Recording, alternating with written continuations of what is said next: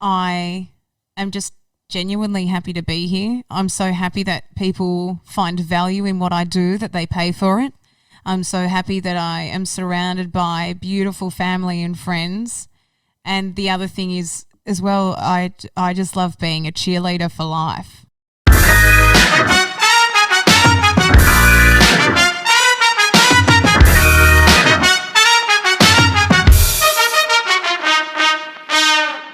Welcome to the Funny in Failure podcast, a podcast that celebrates failure and shines the light on the emotional side of comedy, with yours truly, Michael Kahan. Welcome. To hear how Sarah has thrived in the industry and life despite so many health challenges is truly inspirational. I'm in awe of Sarah and her ability to move forward while taking time out to recoup and rebalance. Not only is she a fantastic and inspirational speaker, she's unbelievably funny with a fantastic story to share. For some reason, the podcast cuts out in the last 30 seconds or so. Luckily, I was able to use my phone audio, so don't get a fright. We also touch on some darker topics, but Sarah approaches them with love and grace. This is one not to miss, so let's get into it and officially introduce Sarah to the podcast. Sarah Maree Cameron is a comedian, award-winning radio presenter, MC, actor, and ambassador for the Australian Cervical Cancer Foundation and Endometriosis Australia. Sarah has done radio shows all across the country. She's even earned an Australian Commercial Radio Award for Best Network Program. She can be heard on Triple M Melbourne, hosting the morning shift weekends and popping up for special appearances like co-hosting the live Brownlow red carpet coverage on Triple M Network with Joey Montagna and Bernie Vince. She can also be seen performing stand-up comedy around the club circuit, and she's even made her movie debut in an international feature, At Last. With a love of sports, Sarah has presented to live crowds of more than 98,000 people at the live television host for A-League's Central Coast Mariners and AFL's Greater Western Sydney home games. She's also hosted for T20 cricket to Melbourne Renegades for a season and also joined her beloved Richmond Football Club in the same role, where she's also still their game day host. Sarah's also achieved success as a voiceover artist, as well as with numerous local theatrical companies and improv comedy troupes as a trained singer, dancer, actor, and comedian. You can also catch Sarah performing improv comedy with the Tickle Pit in Melbourne. Sarah also has a bunch of comedy shows coming out, and she's performing her show One Womb Please at the Melbourne International Comedy Festival, so check her out, she's hilarious. So as you can imagine, we dive deep and we cover a lot, such as her love of radio, dyslexia, If You Can, You Must philosophy, When Shows End, moving overseas to start a radio career, gratitude, resilience, rising above health challenges, play and fun, mindfulness and meditation, plus a lot more. Before we get into this chat, in case you aren't aware, the videos are now available on YouTube under Michael Kahan. That's Kahan with a K, unless you're listening to it already. I find it adds a new element and dynamic to these chats. I'll still be posting snippets of these chats on Instagram under Funny and Failure, so check them out if you want to stay in the loop for upcoming episodes, or you want to ask a guest a question. I'd also love it if you would share the podcast or share your takeaways from the chat. It really motivates me, helps the podcast grow, and ensures I can lock in amazing guests like this one. And just as a final reminder, the podcast comes out every Monday at 5 p.m. Australian Eastern Standard Time, with the video to follow the following day. Anyway, sit back, relax, and enjoy today's epic episode. Yeah. But then, same thing if guys came with too much bum fluff, then they had to go to what? bum fluff, the beginnings of what they believe to be their facial hair. I thought you were talking about something on their pants. Yes, I'm very familiar with bum fluff. Yes, I'm sure you were well acquainted with it as a teenager. I'm still going through it. Yeah. Look at you. You're very hirsute now. Well, this is the longest it's growing. It's great. It's a great beard. If you want to know the truth, I'm a groomsman at a wedding this weekend. I can't be bothered shaving, so I'm going to let the hairdresser do it. So 2 for the price of 1. That's how. You're a bargain hunter. You're thrifty, and I like it. Okay, this is going to be a lot of fun. Okay, where do I even start? I have one rule in the podcast. Okay. No sorry No rule. sorries, and I love that so much. It was a personal rule that I had as a child as well if someone tried to apologise to me, but that was more me being stubborn. Go on, tell me about that. I'd just say, no sorries. So if any of my older brothers or sisters pissed me off, I would just snap back at them and say, no sorries. And so there's all these videos of me as a 3 or 4-year-old, this sassy little thing walking around, going, no sorries. I need to know more. What was it about the sorry that got you upset? Well, no, it was that I obviously didn't think that they were truly repenting, or that they were really sorry for whatever they did, particularly my brother and sister just above me, because how fun to hang crap on or annoy your younger sister. And very clearly I had a short tether, as most children do, because children don't know patience. Yep. And so they would do anything just to tip me over the edge. And so when they would tip me over the edge and then they'd turn around and say sorry, like as if everything was magically okay. Like sorry for the broken leg. Yes. Sorry about that. Sorry we dropped you. And then I'd turn around and say, no sorries. I like that. I'm going to use that. I don't believe that you're sorry. What else? Podcast is entirely on your terms. Okay. It's never happened in 200 podcasts besides one. Funny story. You just said it's never happened and then said, just once though. Yeah. That's never. Yeah. I think that's never. Say you've got a 99% strike rate. It's higher than 99. Okay, I'm not getting into a debate about numbers with the accountant. 99.9.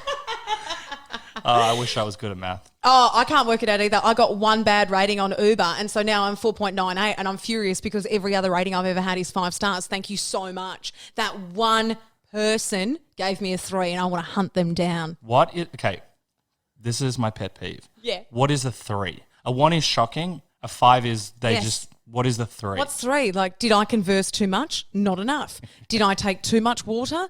Did I ask you to change the radio station? I mean, which probably would have happened because I'm obviously going to champion the radio station in which I work for. Yeah, so you go Triple M or... So were they perturbed over that because I asked them to tune into something that they weren't after? I just can't imagine.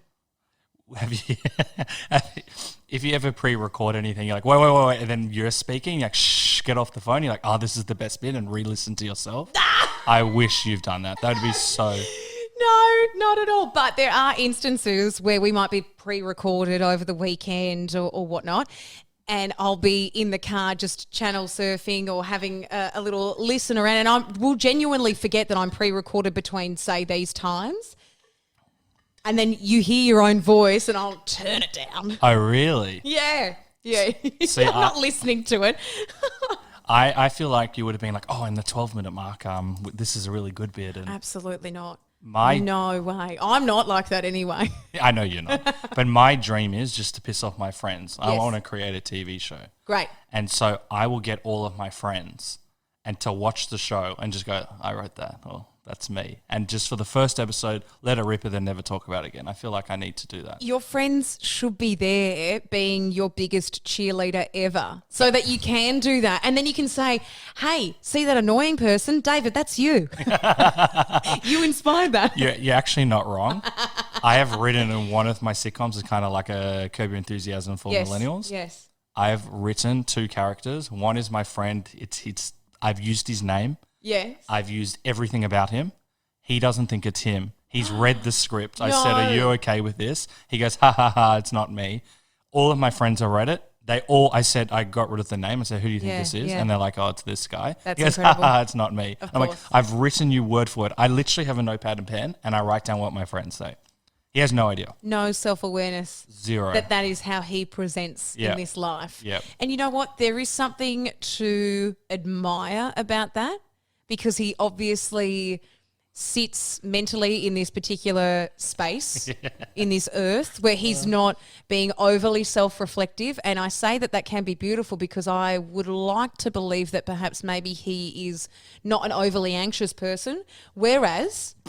No way. How can you not be self-aware and still have, awful anxiety? We just see like in the movies or the TV shows, like inverted commas, the dumb jock who's potentially not anxious. He's not the dumb jock. He's very clever as well. Wow. Oh my gosh, so many layers to this guy. I know, why you that's wrote why a he's the character best on him. character. And I read it in one of my writing, I went to like a small like writing class and they were describing of what this person should look like. Yeah. And I'm like, that's exactly what he looks like. I'm like, yes, I nailed the character. That's perfect. Yeah. Okay, well, you need to get this show on some television station or a streaming platform. I'm trying. If you Keep going. You know, yeah, that's the goal. If I know a guy, I'll let you know. Thank But you. I want to see this show now. Yeah. And I've also written one of like he's my cousin, but he's kind of like my creepy uncle. And Are you okay? Not in that sense, not sexually, which is where I think Do you you went. need this blanket that I've got on your lap to make you feel better? Maybe.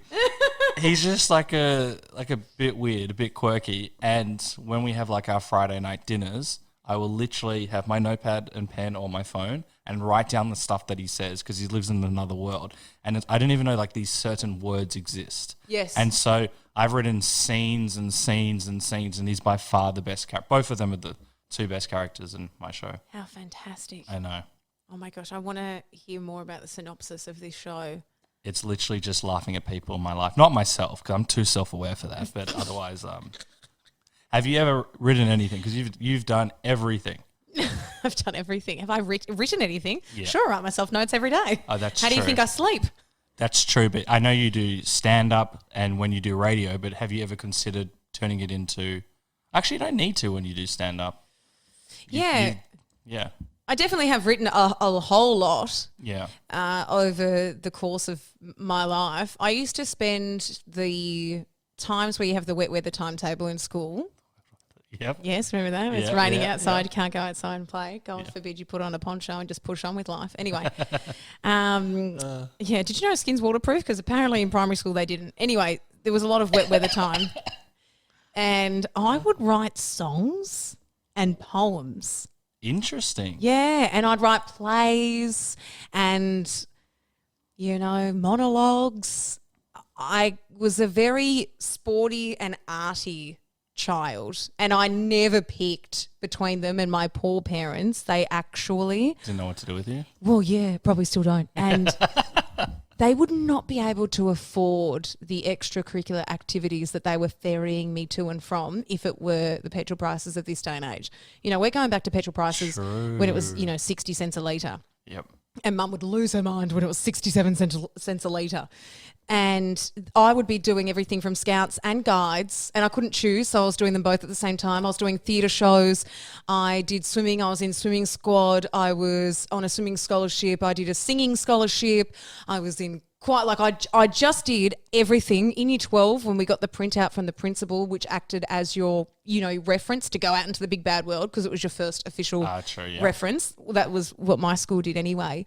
On the back page, it had all the things that you'd been involved in over your course of your time at the college, and I had been involved in every single club minus... Oh, I'm excited.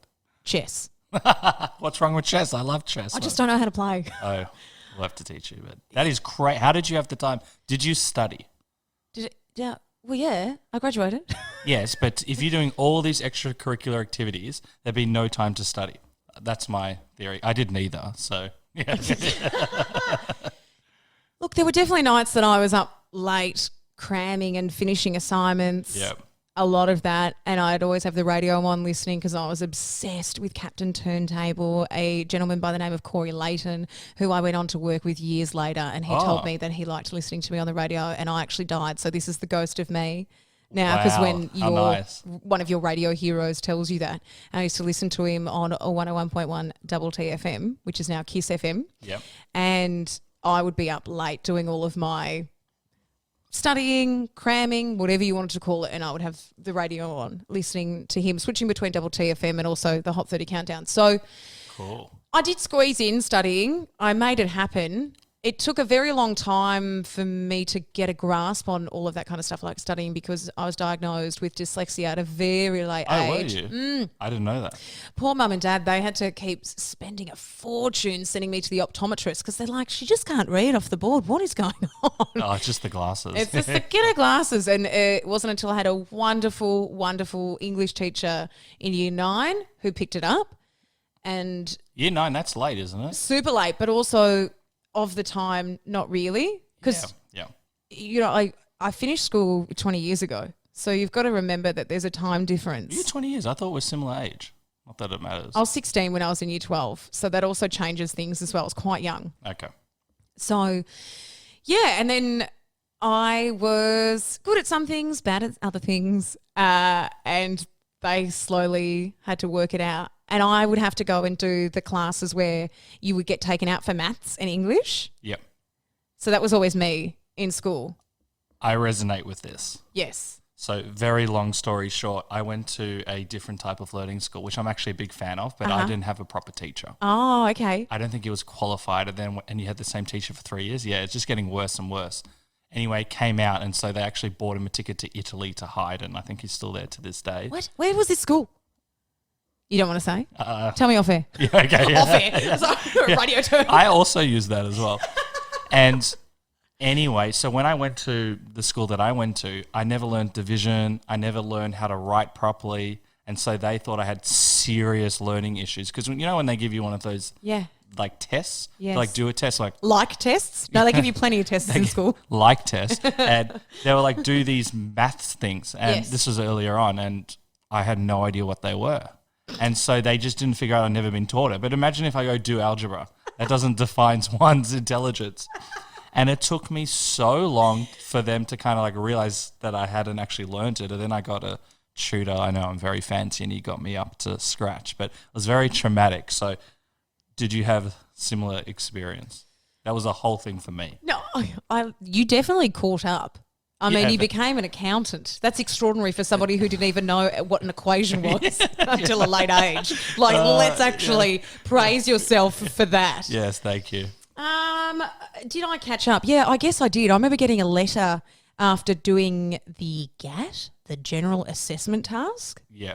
And I got in some high percentage of the state for that. And so Mum got a letter from Steve Brax being like, Oh, wow. hey, she's smart. I was like, I think I'm just good at collating information, which is what the GAT is. That's the General Assessment Task. And a bit of school as well. Yeah, sure. I got through it. I did all the subjects that you're not meant to do because they're the ones that get scaled down, and don't even get me started on that because I really don't like that whole scaling system. It is unfair. Yeah, the system doesn't The system does not make sense. Somebody who is making art in whichever way, shape or form, photography, videography, graphic design, all that kind of stuff, they are just as valid and just as smart and just as an integral person in the workforce as the person who is doing further maths or they're doing biology or science. And I hate that scaling because it really does. It can damage your perception of yourself and whether you can see yourself smart. And for such a long time, I labelled myself dumb because of the language that would be used around the fact that I studied dance and drama and PE. You know, these were my subjects for year 12. I got a little bit of extra on my VCE score because I did my Queen Scout. So your Queen Scout also adds to your score hilariously. That's amazing. So that was another thing. And I also hedged my bets and I did an extra subject when I was in year 11 because I just wasn't sure how I was going to go. And then that way they would take whatever your best score was. Yep. Yeah. Of the lot, yeah. Of that. So I did an extra subject as well and completed the units 3 and 4 when I was still in year 11. Very nice. Yes. Yep. Try and help me along as much as I could because I was studying all those arts subjects. And it wasn't until much, much, much later in life, people would just say to me, oh, you know so much or whatever. And then I flipped how I saw myself. Interesting. Because people with dyslexia, it's not that you're dumb. You're just learning differently. The words and the numbers are just different on the page. And for me, I get really excited like a Jack Russell when I'm talking. So I'd have to slow it down. Otherwise, I would be jumbling my words frequently. And doing radio and doing community radio as a teenager, that really helped me with my language from a verbal perspective because it gave me extra coping mechanisms and teaching myself before I was even diagnosed. And then after I was diagnosed, even still then, you know, the resources that you have now versus 20 years ago, and this is actually more than 20 years ago when I was in year 9. So I, as an adult, called the reading and writing hotline. Oh, how did you even know about that? Are you kidding? All the ads. Yeah, okay. They had all the ads on TV. Okay. You don't remember that? No, maybe a bit before my time. Oh, gosh. By like a year. They're the cartoon ads that you could call the reading writing hotline and get help, and they're still on TV now. Oh, okay. Yeah, but normally in the middle of the night. Yeah. And I was sitting in a house on the Central Coast. We were talking about it off air. It was the one that flooded and had mould. It's awful. And I was sitting there one day and I went, geez, I really need to get better because this is what I want as my career. I am being paid to talk and communicate in so many different facets because at this stage in my career, I'd picked up lots of emceeing work and I was doing lots of sports hosting as well. So I thought, okay, well, this is on me. I need to strengthen my skills and I need to work that muscle. So I got the little exercises, as you call them, afterwards, like not at school. tests. Oh, no. I would have been 23, maybe. That's awesome. About 23 or 24. And then I just got a whole bunch of extra work delivered to me. So I get home from work and I do more work. just do exercises on how to work with and learn to excel with my dyslexia. Can you please? That is so interesting because, when you're you're achieving your dream, there's a bit of a journey which we'll build up to there. But, the last thing people really want to do once they've done work is to kind of do more work. But you kind of had that long-term foresight, which is very rare. Yeah. Please tell me why because you could just kind of try and hide it or not identify a weakness. I'm wearing a necklace right now that says, if you can, you must. Ooh. And it's something that my oldest brother, Peter, he lives in Canada and he's actually lived in Canada my whole life. Ah. So he's 23 years older than me. And apparently it was quite hilarious when Mum had to call him and let him know that she was pregnant again. And he was coming back home with his now beautiful Canadian wife, Angie, because he did the whole, work in the ski fields here, go over there, met his wife, she came out here, blah, blah, blah, blah. And then they got married and they've never come home. Yep. So my whole life I've grown up with having this different relationship with my brother on the phone, and we'd fly over to Canada and he'd come out over here as well. And he said to me a long, long, long time ago, if you can, you must. And so I've always just stuck That's very profound. to that. And I often think about Peter and his words to me about keep on going. And there have been times where I've called him. I remember actually when I was finishing up at Nova 100 and I gave him a buzz and I said, hey, I've just had a meeting with my boss, so I'm actually finishing up with Nova, and I ended up being 2 months notice with them, finishing up with them. It was the best exit from a radio station I've ever had, the way that I was treated. But I remember calling my brother and he just said to me, you're not done. He's like, just because it's finishing up at Nova, like you are not done, like keep going. And he is an incredibly tenacious, resilient man, as are all the people in my family, because if you've come from and been grown in my mother Zara, who is she's the most stoic person you will ever meet, and that has just carried out through my brothers and sisters. That's very cool. I've got like 200 points. I don't even know where to start. We'll pigeonhole the dyslexia stuff, but just from doing research and speaking to you, and even just talking about that reading mindset of how, I call it a growth mindset. You seem to have had, and we'll also talk about your health journey. You've got this like very strong resilience and forward moving mindset. And I know, and you briefly spoke about this, that you were doing you studied to get into radio. I think you did placement. Yes. You didn't get a job here. No. And then you just went to Canada. Yeah. And that blows my mind. A lot of people could have been, it's not for me. And you went to Canada. Tell me, yeah. So how that all happened was after I finished studying at Swinburne, the course unfortunately no longer exists, but that course provided a great avenue for many, many phenomenal radio presenters right across Australia, studying under the formidable Jim Barber for myself. He was my lecturer. And one of his students, actually Pete, he took over the course after Jim retired, but it was such a great course. Anyway, so I finished Year 12. Whilst I was doing Year 11 and Year 12, I was also teaching, I think it was, oh my gosh, how do the certificates work? I was teaching certificates 1 or maybe 1 and 2 in radio through SYN-FM. You were teaching it? Yes. Whoa, okay. So people could come and learn and study at SYN-FM and they would pay for those courses. Yeah. So I was volunteering there, was hosting a show, and then I would also be helping deliver that coursework. And you're teaching them really basic stuff like paneling and presenting. I don't even know these words, so you can teach me. I want that Sure, no certificate. So I was doing such a base level of teaching. Then I went and studied a diploma of broadcasting at Holmes Glen Institute of TAFE, where I've had the pleasure of doing guest lecturing there afterwards. So I became a teacher and also taught at another radio college years later as well, whilst I was simultaneously working full time. So I guess I've always had that teaching sort of background in my career at the same time.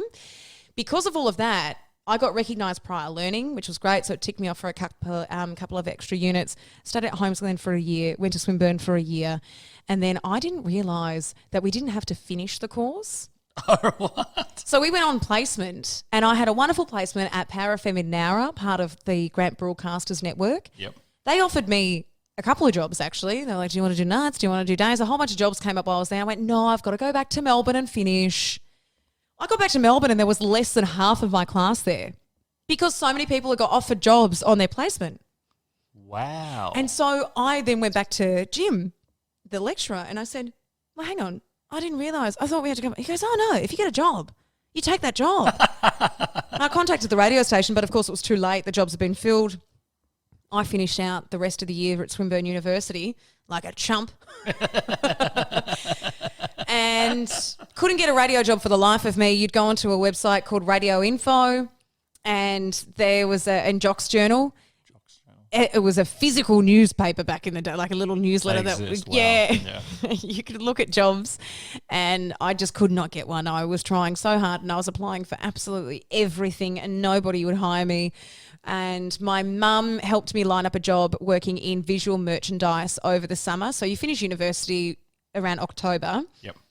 And I had gone back to working at KFC for a little bit because during my time of studying, I'd be working at either Target or KFC. I was also a swimming teacher and a lifeguard. So So you did everything. I just would cycle around. Whatever worked with my uni and TAFE schedule the most is what I would lean into for that semester. Yep. And I was really lucky that they keep putting me on. I didn't really want to go back to KFC. I was sick of smelling like the 11 herbs of spices and having all the fat on your shoes.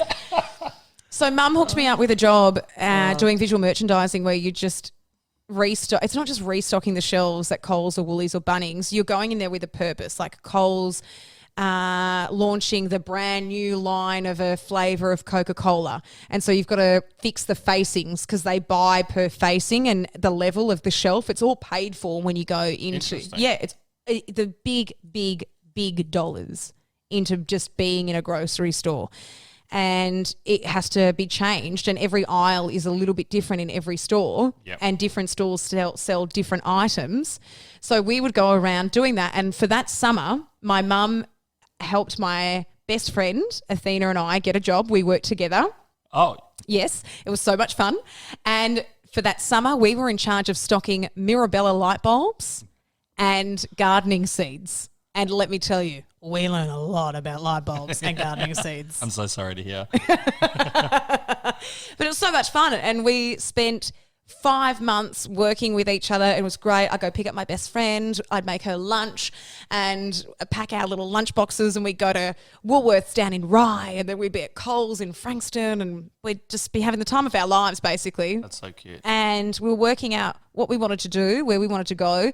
She'd finished her course. I'd finished mine. I think it got into about the January, and I was actually reading I can't remember if it was the Trading Post or if it was the Herald Sun. It was a physical paper, an actual physical paper, wow. Michael. I know, it still blows my mind.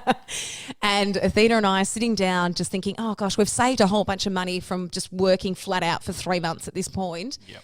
What are we going to do? And I just saw an ad to go and work overseas, and I went, that's what I'm going to do. I'm just going to go. I can't get a job in radio, so I'm just going to go just overseas. Like that. She's like, when are you going to go? I go, I don't know. I'll give them a call.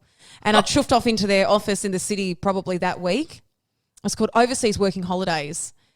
And you could go and sign up for the program and whatever you wanted to do. If you wanted to be a bartender, if you wanted to go work on the ski slopes, if you wanted to go do something like a Camp America sort of situation, you just tell them what countries you wanted to go and work at. And I left. And was this through radio? No, not at all, because I still could not get a job in radio. And then I found myself working for a little bit in the States, did a bit of backpacking, did a bit of hitchhiking. I know, terrible. How old are you? You do like that again. 22-ish? No, Or am I getting this 19, up? Oh, 20. okay, yeah. Yeah. And then, And then I was due to go and move to a beautiful town called Lake Louise, which is part of the Canadian Rockies. So I busted up on the longest bus of my life. From that point, I was living in Colorado, in Denver, Colorado. So I caught the bus from there. oh, wow. It was How long long. did that take? Too long, as far as I'm concerned. No one should have to go on a bus in general. A lot of baby wipe showers, let me tell you. And yeah, started up there, got working in Lake Louise, working on the mountain. And it was probably a couple of weeks in that I discovered that there was a radio station just not too far up the road in a town called Canmore. Most people are familiar with Banff. Yep. That's probably the bigger town, part of the Canadian Rockies. And Canmore is sort of the locals town, about 10, 15 minutes away. There was Mountain FM. I shot them an email, lied through my teeth about how much radio I'd done. Oh. Definitely talked it up a little bit more than what I'd actually done. But I had all the air checks from when I'd been at Power FM, Yeah. which is a legitimate commercial radio station. And Rob Murray, the program director of Mountain FM, who is still working there to this day, Good for him. he hired me. And he hired an Aussie. 'cause He I hired would've- an Aussie. Isn't that interesting? Because most people in their area would expect that someone be like them. I'm not saying that's right, but Yeah. you know what I mean? Like to get an Australian, or did they get a lot of like diverse people? Or you're the first Australian? I don't believe I was the first Australian working at the station. I think they had one on air, I think he said a couple of years earlier. But I remember him being in the studio with me. It would have been 6 a.m. on the Saturday. He said, so, okay, you're going to be our weekend presenter. Yep. 6 till 12. So a 6-hour shift, which is gigantic these days. Yeah, that's brutal. Yeah, huge. And A lot of Saturday talking. morning. Yep. Yes, exactly. As a young woman who was definitely partying in this tourist town, let me tell you. Yeah, I can imagine. Punching a lot of Red Bulls. Yeah. And he said to me, look, I don't know how the phones are going to go because it's early and also you're Australian, but we'll see how we go. They're a bit light on the weekend. I did my first break and the phones lit up. Cool. And it was all the Aussies waking up, getting ready to go start their early shift on the mountain. It wasn't winter at this point. The mountains are also open for summer because people go hiking and dirt bike riding, BMX bike riding as well. Yep. And they're also just beautiful places to be in summer equally as much as in the winter. And yeah, just got chatting to a lot of Aussies in the town, made friends very quickly. And we learned just how many Australians were living in the Canadian Rockies at that time. And it was just such a pleasure to be in that situation and get more experience that way. And purely because of that moment, then Rob put me on here longer. And yeah, it was great. I was so blessed to be in that situation. Isn't that kind of crazy how you're kind of just going along and traveling and then you create this opportunity? I'd love to know like how forged your resume was. You're like, oh, you're 10 years, been doing this for 10 Yeah, years. for so long. I remember emailing Dad, going, Dad, if you go into this folder on the desktop at home and go into documents, and if you can find my air check, and if you find the one that's labelled da-da-da-da-da, and so Dad's having to send it to me in Is all he these good with attachments. technology? Absolutely. He was all over it. Oh, Yeah. Dad was all over it. I'm Yeah. jealous. Yeah, I'm so thankful that Dad was very computer savvy, and he was the one who set up our Pentium 2 processor. We had this amazing computer and fax and scanner, and all of our friends used to come over and play with it because it was a legitimate toy when we bought it. And it would have cost Mum and Dad about $5,500 back in the day. Whoa. Yeah, for that whole setup. Wow. He bought it on the Trading Post, and I remember we went to this This is a family thing. yeah, love it. And we went to this bougie house in Toorak. I was like, wow, to Let go us pick it see up. Can yeah. we drink the water here? Well, I'm from Noble Park North. I'm from the burbs. I'm from the southeast in Melbourne. So to jump in the car and chuff up the highway and go to Toorak to go pick up our brand new computer, it was Come true. honestly, it really was. So Dad played an integral part of getting all of the information that I needed to email the program director, Rob, to get that job. And then what was that like? Because, you know, you mentioned there were a few things happening in life. Couldn't get a job in Yeah, Australia. yes. You mentioned that you didn't feel smart. And then the moment where you got the job, did these things kind of... I was like, I've cracked the code here. Ooh. Yeah, and I remember Rob asking me what my hourly rate should be. Was Google, like, you're like, Google? What? Oh, no, Google was barely a thing then. Yeah. It was around, but very slow. And I managed to open up a pay slip that had been emailed to me earlier, and I went, well, here we go, here's a pay slip, and I just jazzed it up a little bit. And the Canadian dollar was also worth more Oh, yes. a little bit than the Australian dollar, and your dollar would go further and still does to a degree, even now with the inflation. So I was earning a mozza for a casual at a radio station, and I quickly went from working, say, 2 shifts, so that's plus 1 hour prep time, so 14 hours casually, and then before I know it, I was doing some extra hours here, there and everywhere because they were paying me the hourly rate that I requested. Isn't that so cool? Were you surprised that they accepted it? No, because I went in with so much blind confidence. So is this, have you always, like, because, you know, you've talked about potentially the lack of confidence from an intelligence side, even though we know you're very clever, but then to just walk in there to have what we call the chutzpah to go, here's my resume. I've been doing this for 100 years. Yes. Pay me that. Does that come from your mum? Was it what your brother said about if you Mum. can, you must? Okay. My mum, she's so smug. It's like such a good word. She really is. Zara is the best, and I post about her frequently on my socials because she is my muse, and like mum and dad make me laugh so much. Oh, that's so nice. But I will never forget my mum coming into my bedroom once, and I was preparing for an interview. I can't remember for what. It would have been a radio job, I'm assuming. She goes, you know, I've never not gotten a job that I've applied for. Wow. I went, get out. You're not helping. And she still holds that record to this day. I wish. Just don't apply for jobs, get one. Yeah.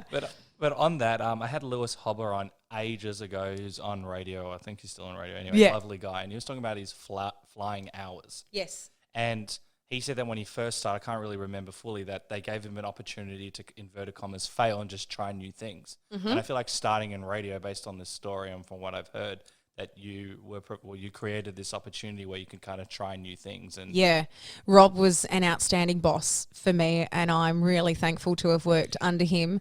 He lives and breathes that town as well, so to be so passionate and so parochial, which I do believe is really integral for radio still to this day, that localism, that is what wins. That is what I believe keeps radio alive.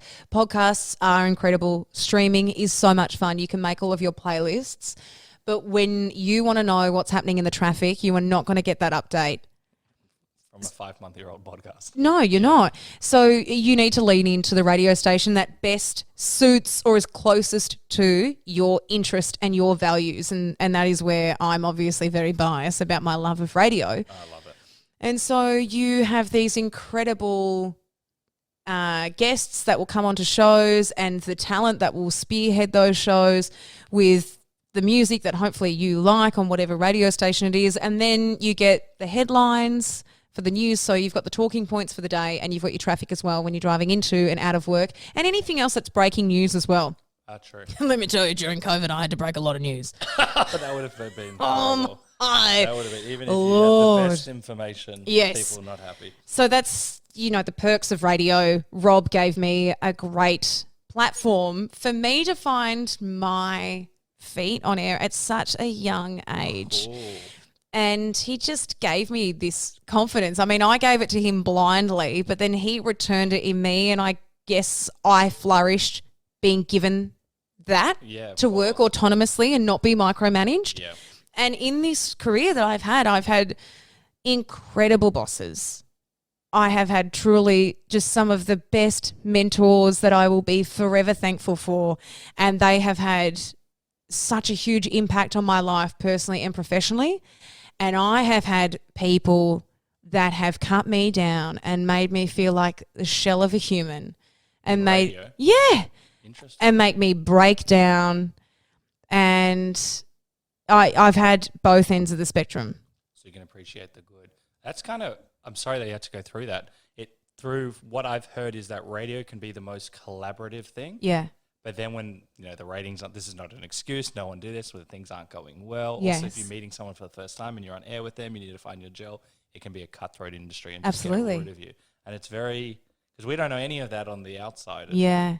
Yeah. Yeah, and there have been stories where people have had number one shows and they lose their show. And you think, well, what is it then? Is the ratings that you want? And I don't know. I can't give you the answer. In all the years that I've been doing in radio, I don't know what the answer is. But for me personally, I want to rock up. I want to be there. I want people to know that they can count on me. Nice.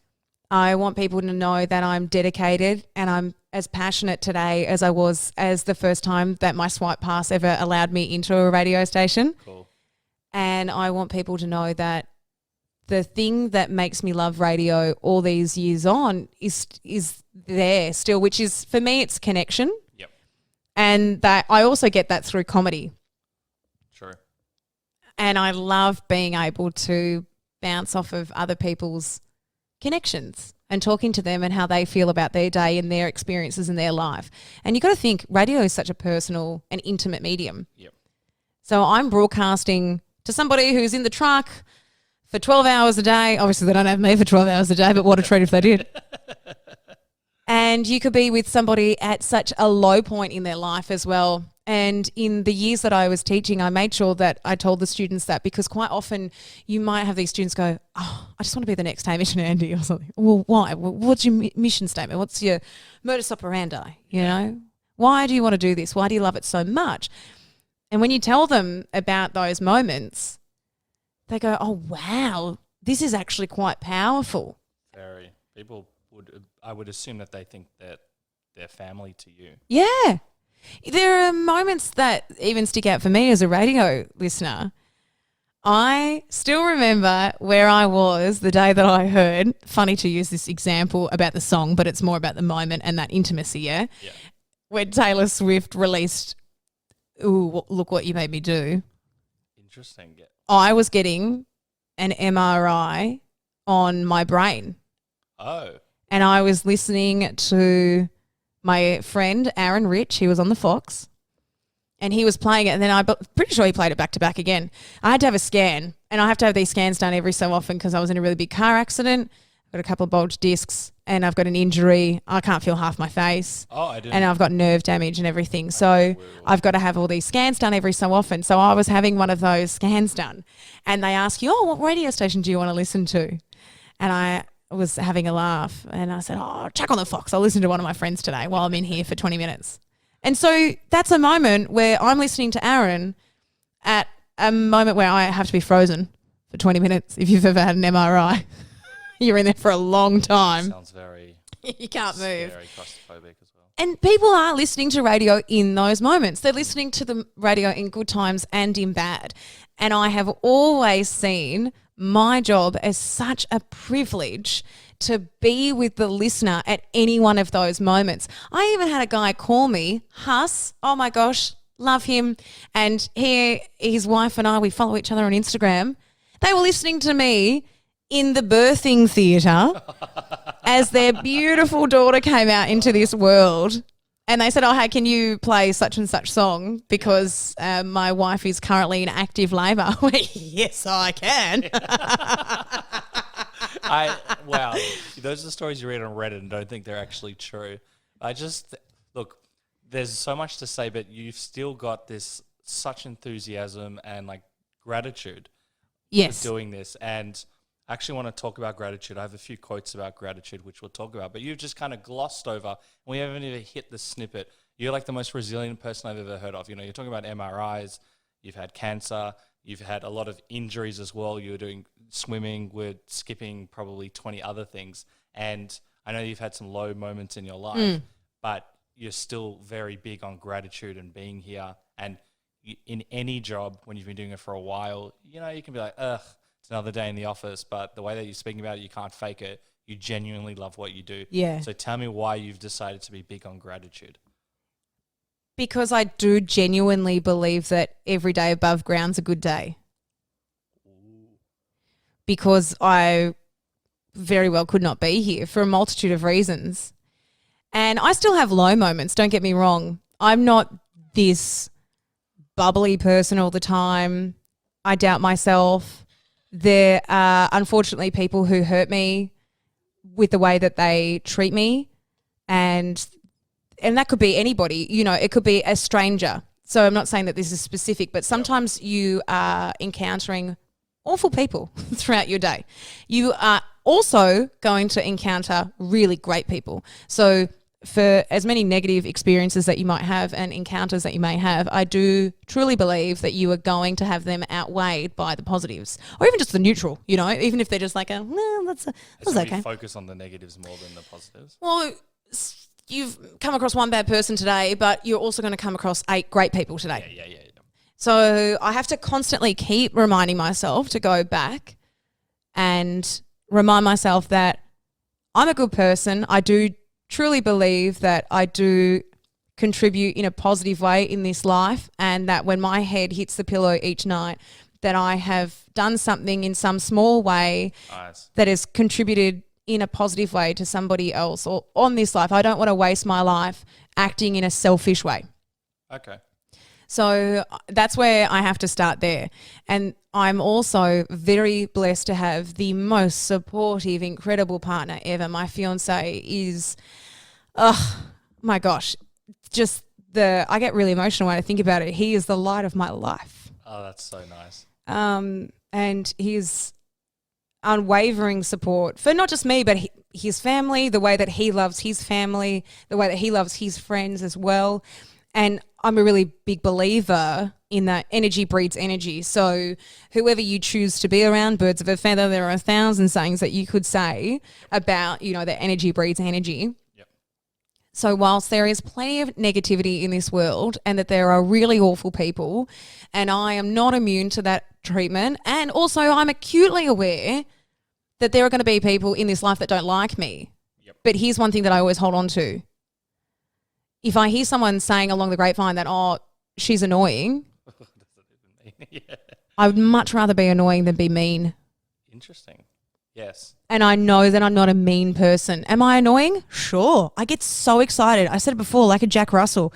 I am a woman who is closer to 40 than I am 30, and I still cannot contain my excitement at sometimes. And that also comes with volume in terms of how loud I am being at times. I think that's amazing. So I understand that I am going to grind some people the wrong way, and that is totally okay. Agreed. I would much rather be annoying than mean. And I have to remind myself that unfortunately there are people in this life that they're not wired the same way, and that is totally fine. Yep. You do you, boo. Yep. Do you mean like because you're in the open, people can see you? So people can either like heckle you, whether it's social media, radio, they can complain. You're in the public eye, and so you would be a bit more of a target in that arena. Yeah, for a multitude of reasons. Eddie, you want to? Sure, I'll use an example. I had to block someone just the other day on a platform because they did not like the language that I was talking about. It's so ridiculous. I posted an excerpt of a podcast that I was very fortunate to be part of for International Women's Day. Oh, yep. And we had to talk about how we were challenging standards or calling out inequality along the way. And I was talking about, as a person in media, one of the things that I make sure that I'm constantly working on is using inclusive language. Now, that can be for a multitude of things, inclusive language.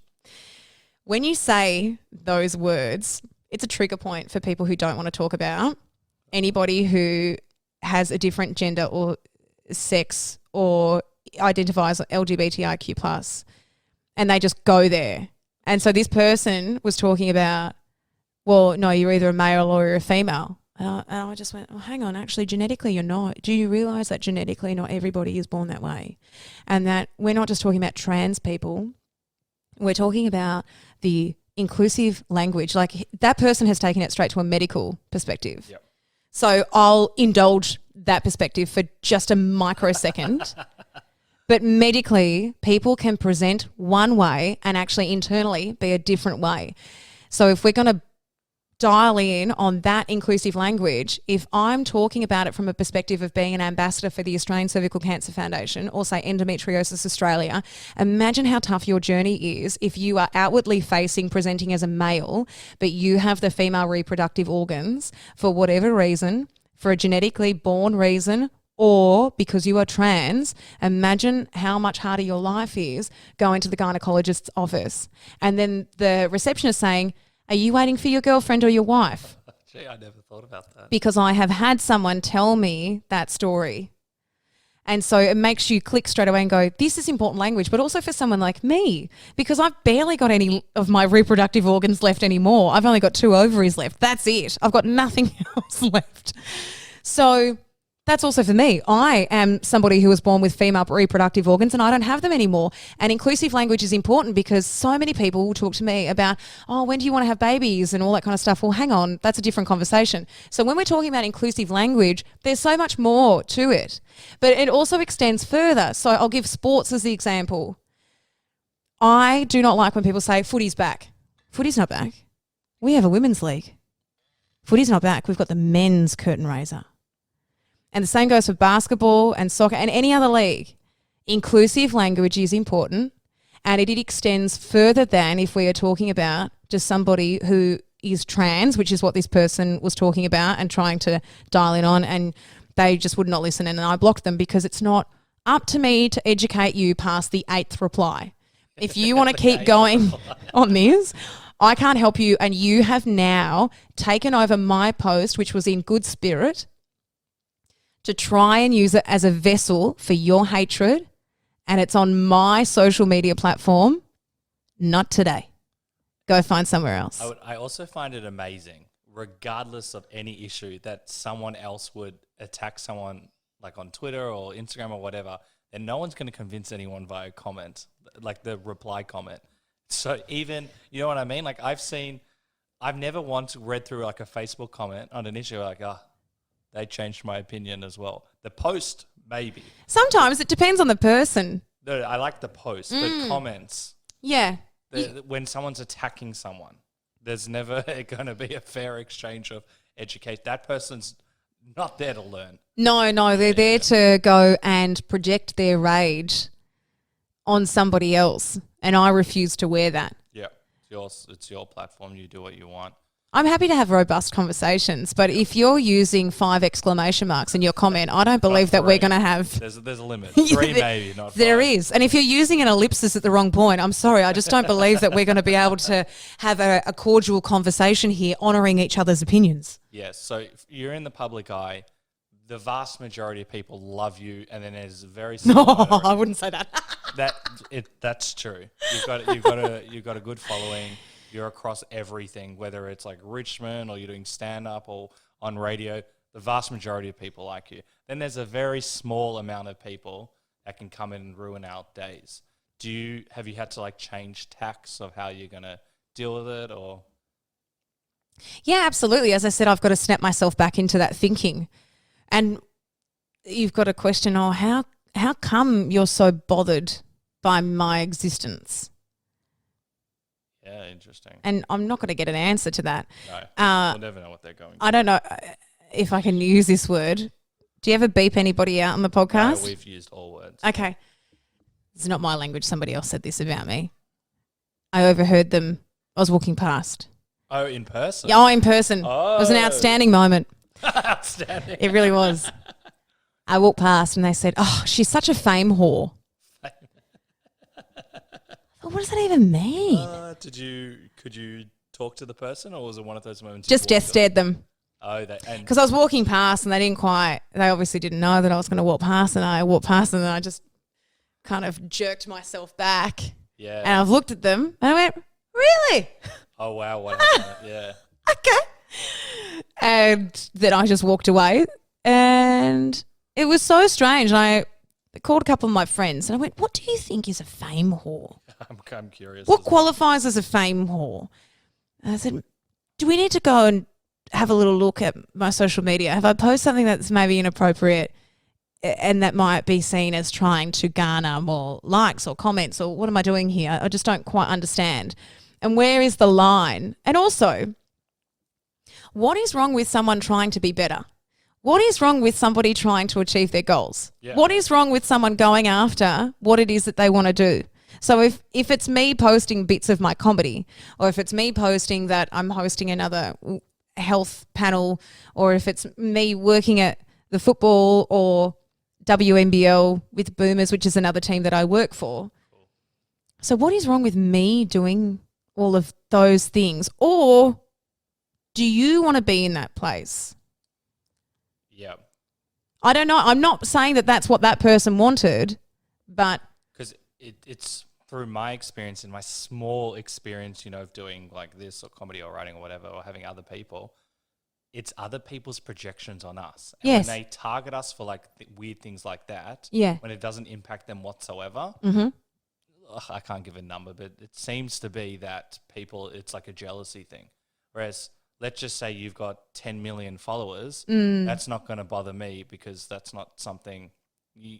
how do I phrase this? If you've got 10 million followers, I'll be super happy for you. Yeah. But if I'm desperately trying to get 10 million followers, then it's not, then it'll impact me more. But more like what I'm gathering on this podcast is that when people succeed, there's always a small minority. It feels like a big minority that don't want us to succeed because Absolutely. because of unfortunately one's life where they haven't been able to achieve their goals or their dreams. Very sad. And I try to approach it with empathy. I still get bloody annoyed. I still get comments all the time. But when I'm at my most zen, which is occasionally, I realize there's no reflection on me whatsoever, and it's them potentially not being able to achieve what they wanted to. Yeah, but in the moment, it still stings. You want to kill them. Yeah. I'm talking about stinging like a bee sting. You're like, no, I'm going to slaughter them. Get the axe. They're dead. We've got the van. Yeah, so you have to keep reminding yourself, and it's an active mindset. Happiness and gratitude to me is a choice. I wake up every morning and I choose to be happy, and I choose to be busy, and I choose to fill my life, and I choose to go for a walk or do a workout. I choose to drink 3 or 4 litres of water a day because I know that that's what my body is going to want. And I choose to eat healthy food and take my magnesium and my gut health and all those sorts of things. As much as I would love to be eating all the pizza, and at conversations that I'd have with my nephews when they were much younger, they're like, we just want chicken nuggets for dinner. I'm like, I get it, babe. I understand. But also your body wants broccoli. So, those are active choices that you make. When I was in my 20s were a really hard time. My 20s were a hard time for a multitude of reasons. And I made a promise to myself when I was 29 that I was not going into my 30s and just replaying out the last decade that I just had. I had suffered a great amount of adversity from a health perspective.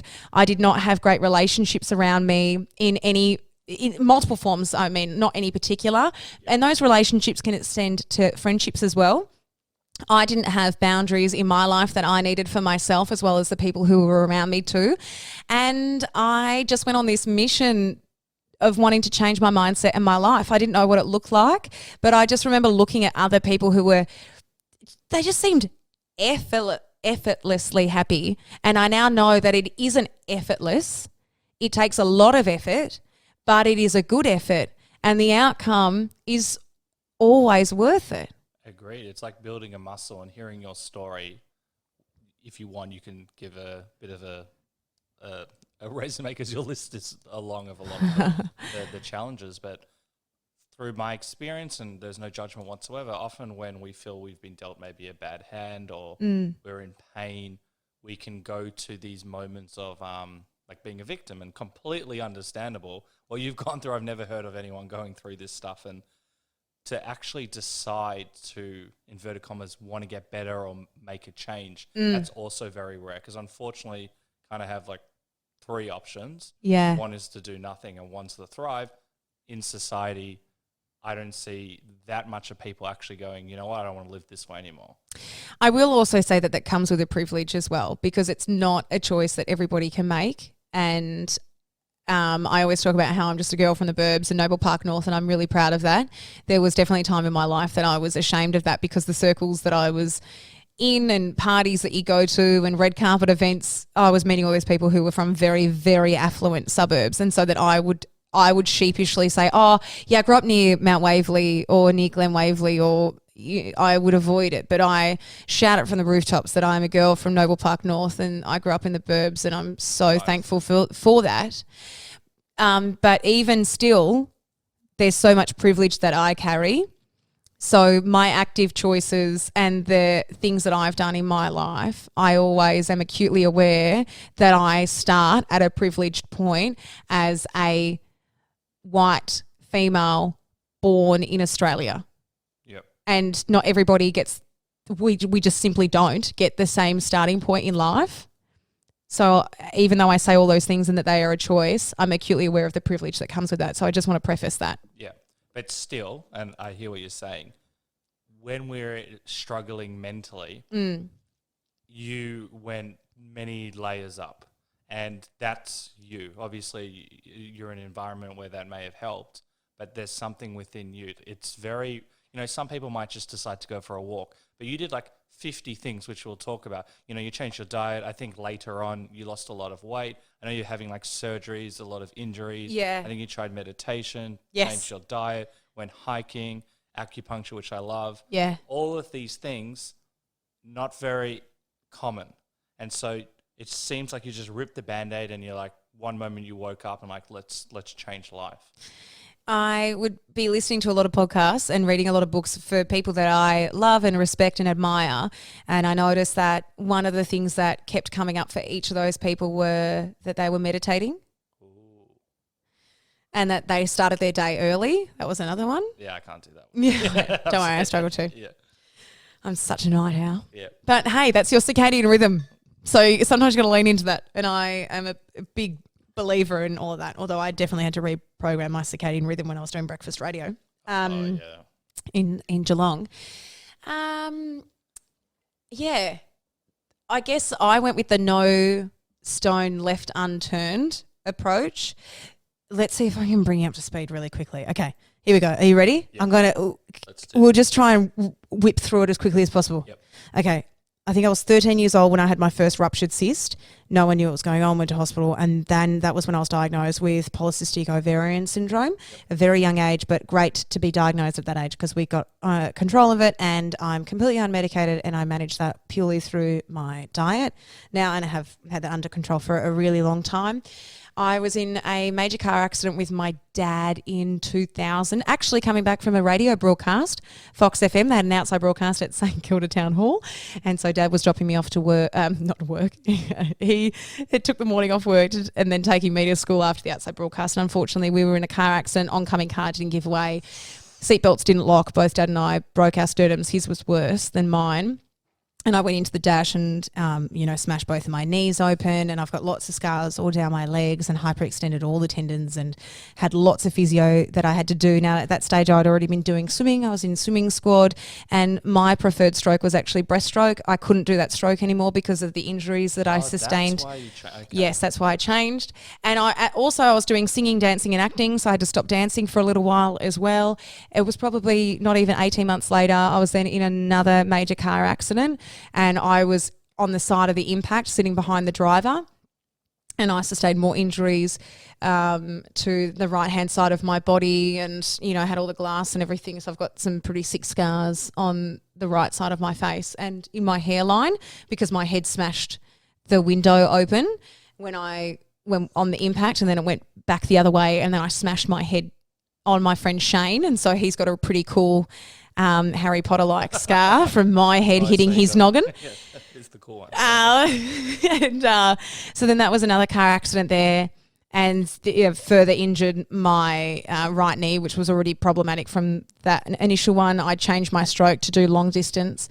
It wasn't working for me. My times weren't working as well, unfortunately. I can't even believe you went swimming back up. I tried desperately. Yep. And I was like, oh no, I'll just be like the female version of Grant Hackett. And it didn't work for me. My times just weren't good enough because it was just, too different of a stroke. I thought, oh my gosh, I'm not going to make my times here to do my swimming scholarship. I can still sing, so I just did my singing scholarship and I switched for my final couple of years at school. And you could just switch. No. Like I was at the same school, but I managed to get a singing and music scholarship for that. And then I had a lot of injuries. I would constantly dislocate my knees and my legs because of the hyperextension from the initial car accident. And so then I fell down like 2 flights of stairs and broke some more bones when I was at school. Oh my God. And then by the time I was in uni, same thing happened again, dislocated, and I was back on crutches again. So I was like on and off crutches for many, many years there. And then I went overseas and did my thing, had an amazing time. When I came back, I had another big accident in the Dandenongs. Oh. At the 1,000 Steps with my best friend Athena there, actually, again. Shout out to Athena. Shout out to Athena. She was there. Had to go to the hospital in Ferntree Kelly, and I had fluked getting a job at Nova 100. That was the first time I worked at Nova, actually, and I had to go to the radio station in a wheelchair because I had injured the ankle. To work. Yes, I'd injured the ankle, on one leg and then the knee on the other, and because the skin had to be stretched over my knee because I took off a chunk of my knee, I had to have my leg out as well, so my leg would enter the room first in the wheelchair before anything else. Thankfully I wasn't in the wheelchair for that long, and then back on the crutches and back on again, so a lot of injuries there. And I guess by that stage I was well and truly showing signs of endometriosis, and I'd had plenty of hospital admissions at the time when I was living in Canada. That was the reason why I came home. Yep. But it takes so many years to get diagnosed, so it was quite hard. Oh, I didn't. Oh, more than 5 years. You've got to keep going to the doctor saying that you're in pain, and then they'll tell you that it's normal, and it's not. Oh, but that's just a flaw with the doctors, right? I don't know. Everyone normalises this period pain. I'm like, that sort of excruciating pain to the point where you can't function as a human being really isn't normal. Yep. And I was having some more issues. By this stage, I was doing radio up in Darwin, and I was losing my voice a lot. Didn't understand what was happening. I was just run down. My white blood cell count was out. Doctors couldn't work out what was wrong with me. I quit my job, moved back to Melbourne to try and work it out. Turned out I had cervical cancer. We picked it up really early, and I had to have a couple of operations and procedures for that. Diagnosed with endometriosis at that point in that laparoscopy, so I was always very thankful for having. Related or? No, not related whatsoever. No, but I was always really thankful for going through the cancer journey because it picked up my endometriosis a lot quicker than had I not ever had it, and it could have ravaged my body more so.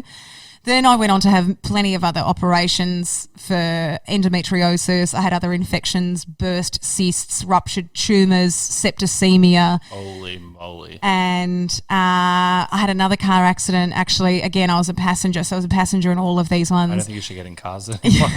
And I wasn't sitting very well, so please no one ever put your feet up on the dash and, be on your phone, because when we impacted, my head went forward. I knocked myself out. I lost a couple of tones to my hearing in my right side, and I bulged a couple of discs in my neck, in my spine, and so that's knocked out some of the nerves now, which is why I don't have all the feeling in my face, and my arms aren't even the same colour. My hands aren't, because your nerves control the colour of your skin in your hands.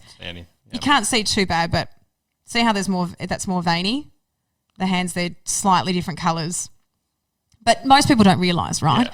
And I just had, then... so there was that one, there was that car accident, septicemia, and then I had another accident where I broke my wrist and my hand, and then I had to teach myself to write again on my other side, on my non-dominant hand, because I can't really do as much as what I used to be able to do, particularly after the injury that I sustained in the car accident. Yep.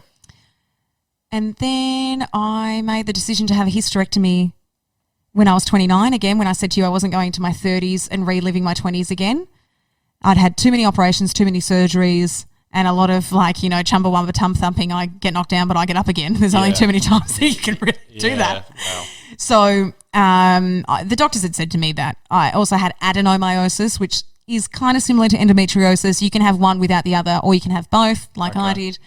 And they just said, look, childbirth is really not going to be a thing for you.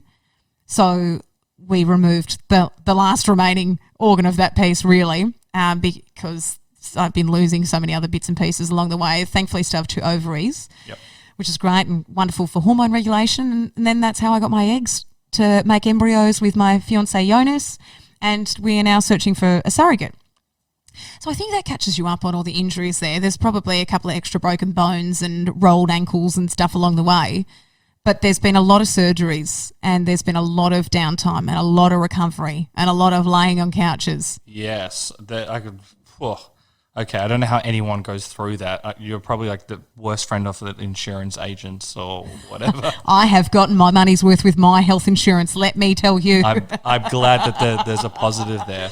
Yes, but why this is so inspiring, and I was so excited one of the many reasons I was so excited to talk to you is that, we can get knocked down like once, maybe twice. Yeah. You've been knocked down a lot, and not to play the pity party, because you've obviously gone on a massive journey and you've had a lot of help and mentally you sound like you're doing so well, especially compared to what's going on there. I will preface that I still have down days. We all have sad We're Sundays. all human. There's no one on the planet Yeah. that is never not happy. Yeah. But, you know, as I was saying before, to actually make that commitment. We all say New Year's Eve, I'm going to go to the gym and get fitter. You literally ripped the Band-Aid and did 10,000 things. Yeah. So how? Well, I don't want to waste this life. And can you imagine if I gave up now? Imagine after all of this and I go, oh, I can't imagine it. So. So that's another thing. But I just feel like I don't want to waste my life. And that's not me saying that other people waste their life. You do whatever you want to do. But to me, there's so much that I want to achieve, and I don't think that I'm old, and I don't think that I'm past my expiry date, and I don't believe that I've missed any ships to be on any particular great platform or show or whatever that might look like in the future. I believe this age to be young. I believe that I've still got so much more to give, and I think that I'm still finding my voice as well. So there was a big part of me that I left behind because of confidence reasons, and that was something I loved dearly, and that was improv comedy. Yes, yeah. You still perform? Yeah, not so much these days because doing comedy takes up a lot of my time, but geez, I love it. And I competed. You know, we had an improv team at school. And at school? Yeah. Wow. Yeah. Which you know, school, when you got to compete against other schools, it was so much fun. That was where I got that taste for improv, plus also doing everything in drama class, and everyone's done Space Jump before. I have not. Oh, what? Yeah, I don't You even know what missed out it in is. drama class. Yeah, oh, that's we right. You didn't have a drama. normal schooling. No, I went to a normal school afterwards. Afterwards, okay. Yeah, but we didn't really have drama. Oh, that I know, sucks. so we're such losers. Because we got to play all those really fun games, and I loved it so much, and I completely left it behind, and I just thought that I didn't have a voice to give in comedy. I thought nobody wanted to hear from a white female born in Australia, that there was nothing different about my voice, and why would I be funny, and what storytelling could I possibly do? And I don't know. I just did a 180 on that thought, and you proved them wrong. I actually spent $1,000 at the Melbourne International Comedy Festival years and years and years ago. So when I was sort of sitting on that precipice of applying for Raw Comedy, I thought, hang on, I need to go and see as many other female comics as I can. And I just basically lived in Melbourne for 4 weeks. I get off air, working at the radio station I was at the time, and I went to as many. And sometimes I was seeing 3 or 4 shows a night. Whoa. Yeah, I'm not joking. That's hard because sometimes they're quite far from each other as well. I chuffed all over town. You have no idea. And I legitimately spent just under $1,000 that year. Yeah. Going and doing learning research. And yeah, that's learning and put it on the tax. Because I just kept lying to myself the whole time going, nah, you still couldn't do it. You still couldn't do it. Oh, so stand-up was much later in the scheme of the radio, the theatre, the improv. Yeah. So stand-up came afterwards, and that must have been around 2017. I think it must have been that International Comedy Festival that I spent all that money. And that's what I needed to make me believe that maybe I could find a little spot and squeeze my foot into that area. And somewhere along the way, I became friends with a couple of the guys from the improv pit, and they got me into that fold.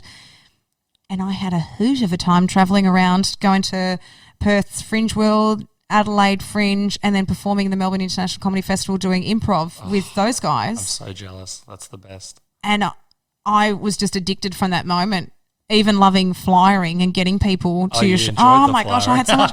Are you kidding me? I've just flyed them in a park 2 hours ago, and now they're sitting in front of me and we get to perform. This is exhilarating. That is, I'm like a saleswoman. This is incredible.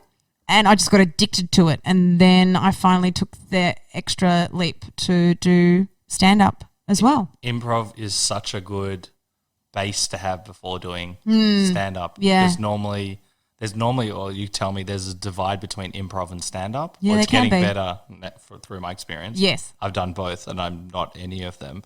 But the improv is all collaboration, and stand-up at the start was like everyone for themselves, but improv is like collaboration. And I think that's such a nice It's great. combo. And it gave me the confidence that I needed to get back on stage again in that sort of a way.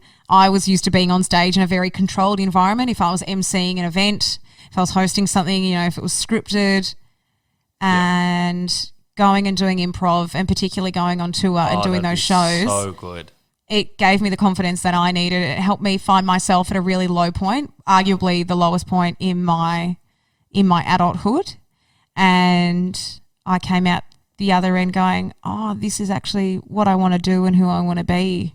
And I want to add this to my plethora of things that keep me busy. But so I've done improv classes, and improv activates one's weird, and we're all weird. I want everyone to shine being weird. But I've said this story before earlier on. When I first did it, half the class had, in their words, really severe anxiety. Yeah. And I'm not comparing situations whatsoever. And I thought that was the most phenomenal thing, because improv can be pretty scary. Yeah. And they got up, and the changes from the 8 weeks or the 10 weeks or whatever it was, look, obviously, still need to work on our stuff. Yeah. But there was massive differences, and it really helped with joy. For me, I went for more maybe career aspirations, but it's helped me with my personality or whatever. And it was just brought this joy that I never thought existed. So did it help you through that tough time in that sense as well? Gave me something to look forward to, a reason to get out of the house, a reason to get up, get dressed, go see my friends. Those people, and I find it funny how sometimes we confide in the people who aren't necessarily the closest to us. Yeah. So you compartmentalize stories and trauma, and it was just easier to brush off things with some people and give them little tidbits of information of where I was at and what I was going through. And but it's also, sorry for cutting off, in an environment like that, it's yes. But okay. It's such a collaborative environment where people are there for genuine joy and to improve in some regard. So it is like a safe space in that regard. It really was. It was that safe space for me, 100%. And improv is so great, regardless of if you're doing it for performance enhancing reasons. I'm not saying like you're doping the way that just came out, but it's great for anybody because it does make you have fun. Because as an adult, what is playtime to us? We don't have playtime. Yep. And I was so fortunate enough to be able to do a couple of the Groundlings workshops. Oh, nice. You have no idea. So they came here? Yes, they came here. And look, maybe I should have gone over and done the full course over in LA, but I'm very much thankful for the 2 workshops that they did here through 16th Street. And the first year that we did it was actually with the co-founder of Groundlings, Phyllis Katz. Oh, nice. Oh, what a woman. What a formidable person to learn off. I just could not believe that I was in the same room as Phyllis. Anyway, Phyllis was talking about this one time where she was just playing make-believe. And, just on auntie duties and talking about, I think they were paying in sticks and rocks, right? So there's a transaction here. And she's saying things and actively trying to be funny. And she wasn't getting the laugh from the kids because that's not what is funny to them, because being silly is what's being funny. So when she let go, when she stopped trying and she was just in the moment and not trying to overthink the moment. Yeah, that's really good with that. Then that was actually when she was getting the laughs and she was the funny, silly, crazy auntie that they wanted to play with. That has always stuck with me because it was my playtime as an adult where nothing else mattered in that moment. I couldn't stress over anything else. I was in the room with the rest of my castmates and committed to that time in that room and that space and taking whatever their offering was on stage and going with it. It is so cool. Amazing. And so did you just find after doing that life was looking a bit different for you in a more positive way? Oh, yeah. Yeah. I finally got my confidence back. I hadn't seen it for a very, very, very long time. I backed myself. I backed the things that I could do, or the things that I wanted to do, or the things that I wanted to try. I backed that I was a valid person who had a reason to exist, who had great contributions to make. And it really, really helped my confidence. I'll always be thankful of that. Yeah, amazing. Okay, you are an inspiration because, as I've said 100 times, I still think this is amazing. And then it's one thing to go through all of these experiences, then to actually make a positive change, which you've made many, but then to actually want to talk about it. Because there can be, and this is not correct, there can be a lot of shame and guilt, which which I'm not advocating for in the slightest, but I think it's either, and I'm not telling people to just go and share if they don't want to. You know, everyone's journey is different, but you've then gone one step above, if that's the right way of saying it, and you talk about this in such a positive way. You're an ambassador. I think you've even got a comedy show where you're going to be talking about these things as well. And I'd love to know why you went up and beyond, if that's the right way of saying it. Well, probably because of the very reason that you even do this podcast, right? You're talking about failure. And at some point when we grow out of that beautiful adolescence, that innocence, it's so beautiful. Some friends and I were talking about how awful it is when you see kids lose it, and they lose it around about 10 to 12 years old. You mean like they're playing the fun, the inner child? Everything, they have this confidence and they're singing down the street and they're skipping, and it doesn't matter who they are or who they're with and what they're doing. It is so beautiful, and you want to bottle it and you want to keep it for as long as possible, and you can see it in a child's eyes when it's gone, and it is devastating. Yeah. And it's when they start questioning things. They question their self-worth. They might have their first sort of real struggles with body image as well around about that age too. They start questioning their skills, their talent, their intelligence around all of that age, yeah? But before that kicks in, let's go back to when a kid is starting to ride a bike. How many times do they fall off that bike? Or if you ever had a pogo stick. I don't know if there's many pogo sticks going around, but geez, they were hot back in the day when I was a child. And you'd take out a tooth or 10 on a pogo stick. Oh, wow. But you would try and try and try again. Yeah. And you would get up and you'd go again. You'd get a skateboard, you'd fall off, you'd annihilate your knees, and you'd finally listen to your parents and you'd put the knee pads on, and away you go. We lose that.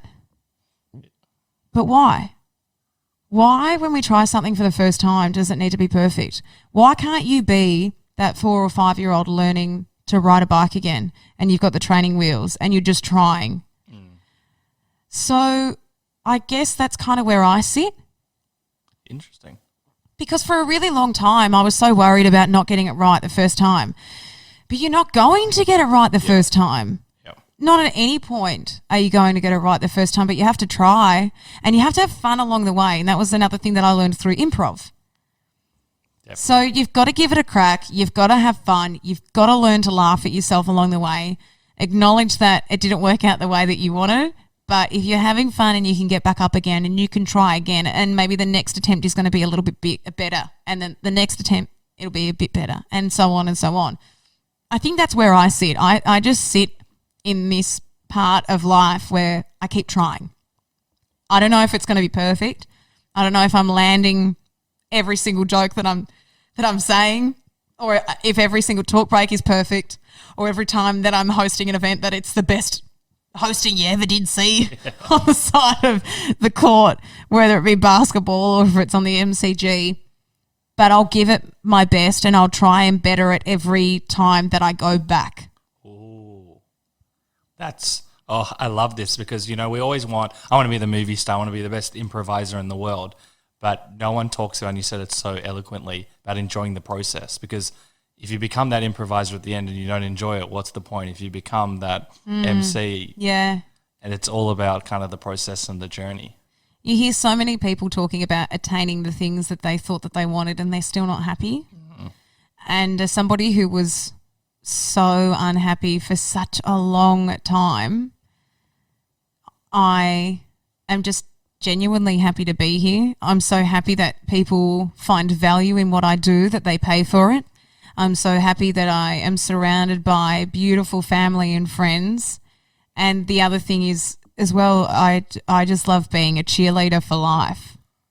Oh, that's so cool. And I love being my friend's cheerleader. Yeah. And so I honestly get perplexed by other people bringing people down, because for me it's the best serotonin hit that I could possibly have is by being genuinely happy for the people in my life. It's a lot easier as well. Oh my gosh, so much easier just being happy. holding a grudge, oh my gosh, you get so many frowns and it's awful and your gut health. Just going to have stomach frowns ulcers. impact the gut health. I didn't know that. Oh well, yeah, your gut health and I'm very much in the Eastern way. Yeah, so it's a different way of sort of thinking, but just I know that happiness manifests in so many absolutely different ways, and our emotions play a dis-ease leads to disease. Yeah. We're on the same page. Yeah. Okay, so that's also just with that. I used to be, I wouldn't say a very jealous person, but there was one person I'm very good friends with, and he's achieving huge success in similar-ish fields. Mm-hmm. And I don't remember the exact experience, but I was a little bit jealous, and he called me out on it, and I went, oh my God, I'm so sorry, and he was completely fine about it. Yeah. But I realized, what a waste of my time. Absolutely. And I've changed. I don't remember how I did it. It wasn't really a big issue. But now when him or any of my friends achieve success, I feel like I've achieved the success. Not that I'm crediting myself. How amazing is it when someone that you love or someone close to you achieves something wonderful? It's the most, it's not a go at like us. It's the best feeling ever, knowing that someone else in your life is feeling happy. Yeah. And that's what you do in your life as well. And you've obviously got that as well. I think that's the greatest joys. Not necessarily us, always getting these wins or small wins, but when you see someone in your peer group achieve success, that is the most beautiful feeling as well. It really is. And I know it catches some people off guard because they think that perhaps my support might come with some T's and C's. And then after a while, they learn that it doesn't actually come with any T's and C's other than if you're a good person to me and you're not being mean to me, then I'll be there and I'll be there in your corner. And when you are achieving great things and whatever those great things are to you, because success is different for everybody. Exactly. I'll be there clapping and cheering and supporting and always putting good words out into the ether about you because I don't ever want to contribute any negativity out into this universe. I'm a very big believer that the words that you're speaking and the words that you're thinking, they carry so much weight in your cells and everybody else. So if I can do my very best to ensure that that's positive and it's got a positive spin, then I'm there. Give me the pom-poms, baby. I'll be your cheerleader. That's such a beautiful way of thinking about it as well. Every night, I don't think I've ever said this before, every night I save anyone that I've said any negative stuff and I just imagine the person, like if I was angry at this person said, I just imagine like light and sending them more love because I don't want to accumulate all the horrible things that I've even said in my head or out loud. So we all do it. We've all got a shadow aspect. We've all got darkness, negativity. It can be there, yeah. Yeah, I think we've all got to degrees, but where we thrive as humans is not letting it come out. I think people need to give more credit about how important their internal monologue is and the words that they use. So we've got the everyday vernacular that we lean upon. Yep. It's the words that come up in our sentences that often and our phrases, our turn of phrase. All of those words, be they spoken or thought or written, they all have an impact. Agreed. And so you've obviously gone on a journey itself. We could talk about this for 20 billion. I know, because there's so many other facets to it. I know, but it's still, even to what sounds like a shift in philosophies, mindset as well, that can be hard because the world kind of shows us a different way when we're not open to it. So I guess maybe we'll just leave on from the health side, meditation. I've been doing it for, I reckon, almost 10 years now. Game changer. I notice when I haven't meditated. What has it done for you? It changes everything. It's the difference between starting in fourth gear to starting in zero, in neutral. Yeah. I'm not having arguments with my partner in that way. You have discussions, not arguments. Yep. Because people haven't come at you with a moment that you have a short tether. And I find you sleep better. There's a better clarity of thought. They're beautiful boundaries for you to set for yourself, and it's also time that you're allowed to have. That time can be 5 minutes, 10 minutes, 20 minutes. Some people say that they're not very good at meditating. I'll say that you haven't tried it enough. Try guided meditation or other ones like mindfulness. So that'll give you active activities. So rather than you trying to sit there with a clear mind, if you're struggling to clear your mind, lean towards mindfulness, because then you're going to have somebody talking to you, telling you to do certain things. So therefore that's going to distract your mind, and that'll at least put away those anxieties and those thoughts that might be causing any grievances or anxieties for that moment. So I started with mindfulness. Yep. And I will credit Georgie Coughlin on the project for that. I will never forget this particular episode because she would go on and she'd host the Friday nights. Yep. This is years ago, and she was talking about how she had a mindfulness CD in her car to help her in traffic. She had a very long commute because she lives in Ballarat, so she'd be driving into the project.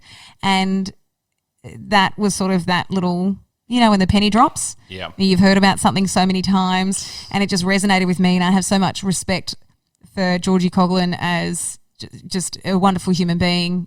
I met her briefly once at an event where she was singing because she's got an incredible voice as well, but I don't actually know her, but I have so much respect and admiration for her, and that was one of the things that changed my life. So super busy mind, started with mindfulness, went to meditation, and then I've since gone on to find things and activities that feel or give me the feeling that I feel like I have meditated. So hiking is one of those things. Walking, listening to my favourite music, working out is another moment for me because I can't think about anything else. I've got to think about my sets and my reps. I cannot panic or be anxious about any other thought because my focus is that set, that rep.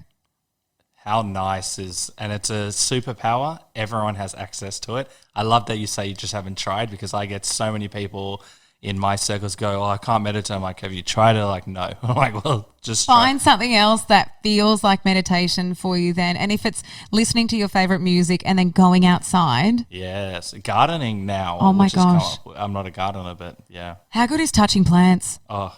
Your sensory system loves it. And getting out in nature, getting away from all the electromagnetic stuff. Yes. Okay. So we could talk about this for a gazillion. It's a game changer, and just start somewhere. Yep. Just start with something.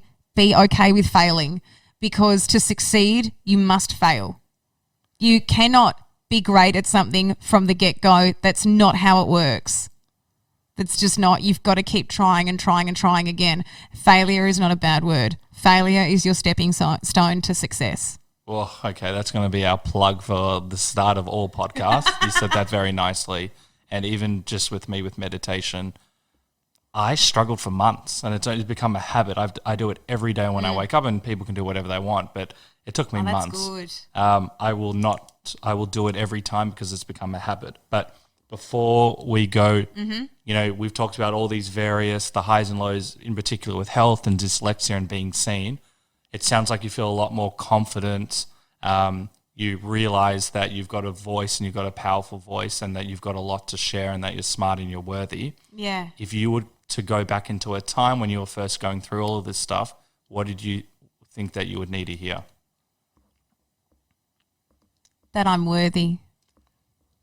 How nice would that be? Yeah. See an older version of you when you're then. And believe it. I guess that's also the other thing. You can have someone standing right in front of you, shaking you, telling you that you were loved and you were seen and you were heard and you were valued. You also have to be open to it as well. Yeah. So, I don't know. I don't know at what point in my life I would probably when I was at uni. I think that was when I had the chip on my shoulder at that point in my life, particularly after I was back on the crutches again and I had another fall because my leg had dislocated again. Yeah. And I couldn't attend my university lectures because the lift wasn't working and it was up a couple of flights of stairs. So that was probably a moment where I wanted to give up and I couldn't really be bothered, and I wondered what the point of going on was if I was just going to continually be injured. So perhaps that moment and going, hey, the universe doesn't actually owe you a thing, and that just if we look at the chances of you being here in this moment right now and how many other eggs and sperm could have been here, but you're the one that's landed here and you've gotten this opportunity, I maybe would give that version of me a bit of a shake-up. Oh, I love it. Do you do motivational speaking? Because you can add it to the 20,000 things that you do. Before we go, how can people follow you? I know you've got some shows coming out. Oh my gosh, please come. 1,000 things. Tell me about all of them. I have got a show in the Melbourne International Comedy Festival that I'm debuting. It is called One Womb Please. Yep, very cool. and it is all about me having cervical cancer and endo and going through IVF and lots of fun things like that. And this is a show, I will say, I had some men at a show I was doing last night, and I was going through and finessing some of the material. A gentleman had said to me that he saw my poster and he thought that it was quite a female skewed show.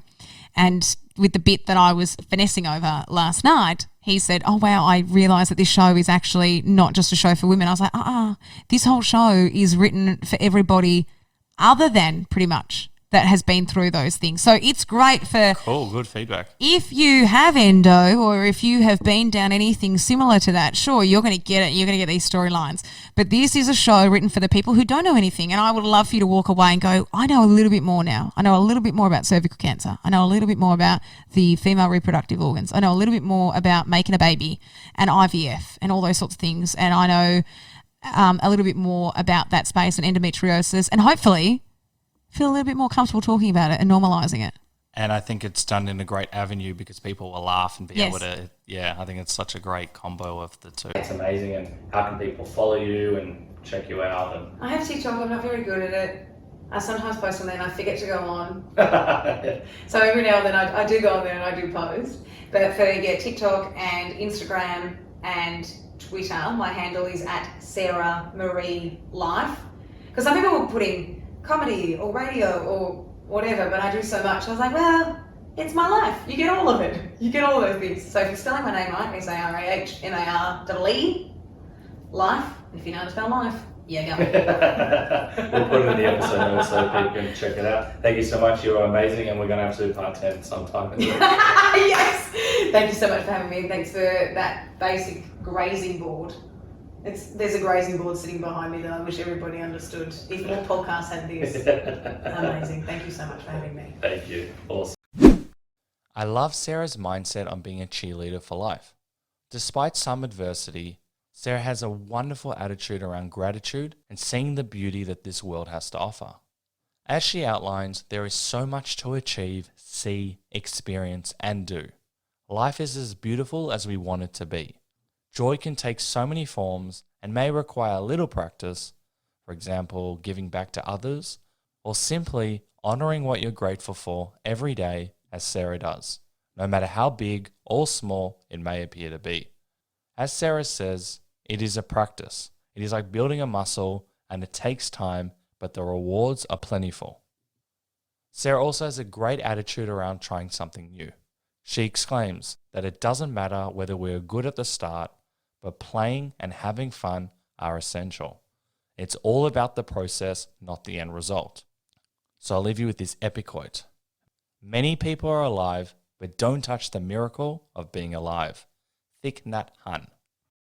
Thank you for listening to the Funny and Failure podcast, exploring the deeper side of comedy.